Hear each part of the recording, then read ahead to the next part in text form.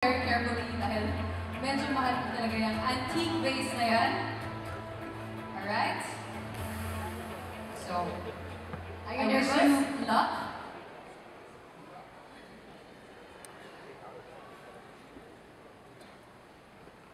You can exhale. Balik. Inhale. Exhale. Okay.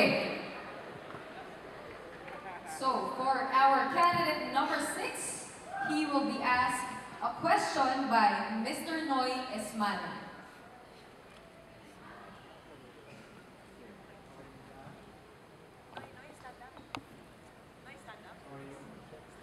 How are you? Kinakabahan. Dalawang mic na free. Kinakabahan. Ayun.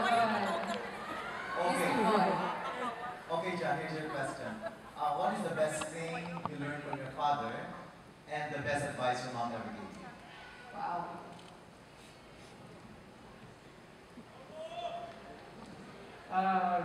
Good afternoon, people.